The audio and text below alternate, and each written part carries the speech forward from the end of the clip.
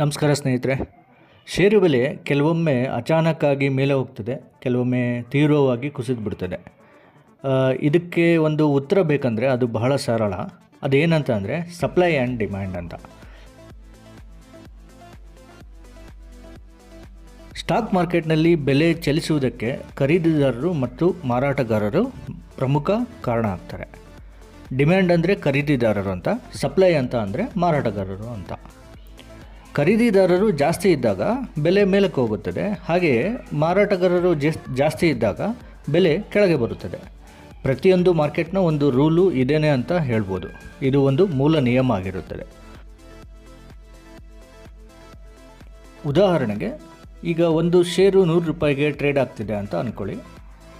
ಬಹಳ ಜನರು ಅದನ್ನು ಖರೀದಿಸಲು ಬರ್ತಾರೆ, ಆದರೆ ಆ ಬೆಲೆಯಲ್ಲಿ ಮಾರುವವರು ಕಮ್ಮಿ ಇರ್ತಾರೆ ಅಂತ ಅಂದ್ಕೊಳ್ಳಿ. ಆಗ ಖರೀದಿದಾರರು ಹೆಚ್ಚು ಬೆಲೆ ಕೊಟ್ಟು ಆ ಒಂದು ಶೇರನ್ನು ತಗೊತಾರೆ. ಇದಕ್ಕೆ ವಿರುದ್ಧವಾಗಿ ಹೇಳ್ಬೇಕಂತ ಅಂದರೆ ಮಾರಾಟಗಾರರು, ಇಲ್ಲಿ ಖರೀದಿದಾರರು ಕಡಿಮೆ ಇರ್ತಾರೆ, ಆಗ ಮಾರಾಟಗಾರರು ಏನು ಮಾಡ್ತಾರೆ ಅಂತ ಅಂದರೆ ಕಡಿಮೆ ಬೆಲೆಯಲ್ಲಿ ತಮ್ಮ ಶೇರುಗಳನ್ನು ಮಾರೋದಕ್ಕೆ ಸಿದ್ಧವಾಗ್ತಾರೆ. ಈ ಕಾರಣದಿಂದ ಷೇರಿನ ಬೆಲೆ ಕೆಳಗೆ ಬರುತ್ತದೆ.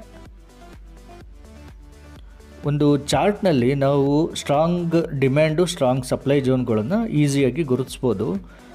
ಏನಪ್ಪ ಅಂದರೆ ಬೆಲೆ ವೇಗವಾಗಿ ಮೇಲಕ್ಕೆ ಹೋದ ಪ್ರದೇಶಗಳು ಸಾಮಾನ್ಯವಾಗಿ ಡಿಮ್ಯಾಂಡ್ ಪ್ರದೇಶಗಳಾಗಿರ್ತವೆ.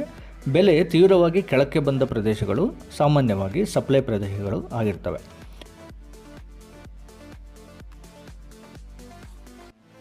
ಮಾರ್ಕೆಟ್ನಲ್ಲಿ ಎಕ್ಸ್ಪರ್ಟ್ ಟ್ರೇಡರ್ಸ್ ಅಂತ ಏನಿರ್ತಾರಲ್ವ, ಅವರು ಈ ಒಂದು ಸಪ್ಲೈ ಮತ್ತು ಡಿಮ್ಯಾಂಡ್ ಝೋನ್ಗಳಿಗೆ ಕಾಯ್ತಾ ಇರ್ತಾರೆ. ಬೆಲೆ ಈ ಒಂದು ಝೋನ್ಗಳಿಗೆ ಬರೋದಕ್ಕೋಸ್ಕರ ಕಾಯ್ತಾ ಇರ್ತಾರೆ.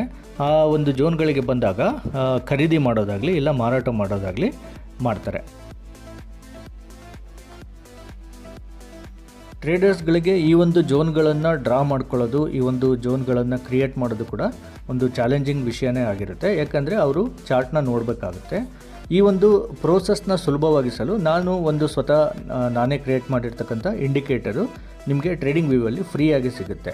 ಇದೇನು ಮಾಡುತ್ತೆ ಅಂದರೆ ಆಟೋಮ್ಯಾಟಿಕ್ಕಾಗಿ ಸಪ್ಲೈ ಮತ್ತು ಡಿಮ್ಯಾಂಡ್ ಝೋನ್ಗಳನ್ನ ಕ್ರಿಯೇಟ್ ಮಾಡಿ ಬಿಟ್ಬಿಡುತ್ತೆ. ಅದು ಯಾವ ರೀತಿ ಅಂತ ಅಂದರೆ ಹಿಸ್ಟರಿಕಲ್ ಒಂದು ಚಾರ್ಟ್ನ ನೋಡಿಬಿಟ್ಟು ಆಟೋಮ್ಯಾಟಿಕಲಿ ಕ್ರಿಯೇಟ್ ಮಾಡುತ್ತೆ. ನೀವು ಅದನ್ನು ಫ್ರೀಯಾಗಿ ಯೂಸ್ ಮಾಡ್ಬೋದು. ಒಂದು ಕ್ಲಿಯರಾಗಿ ನೆನ್ಪಿಟ್ಕೊಂಬಿಡಿ, ಈ ಇಂಡಿಕೇಟರ್ಸ್ಗಳು ಏನು ಮಾಡ್ತವೆ ಅಂತ ಅಂದರೆ ಬೆಲೆಯನ್ನು ಫಾಲೋ ಆಗ್ತವೆ, ಆದರೆ ಬೆಲೆ ಅನ್ನೋದು ಸಪ್ಲೈ ಮತ್ತು ಡಿಮ್ಯಾಂಡ್ಗಳನ್ನು ಫಾಲೋ ಆಗ್ತಾ ಇರುತ್ತೆ. ಓಕೆ, ನಿಮಗೆ ಇಷ್ಟ ಆದರೆ ಲೈಕ್ ಮಾಡಿ, ಶೇರ್ ಮಾಡಿ, ಸಬ್ಸ್ಕ್ರೈಬ್ ಮಾಡಿ.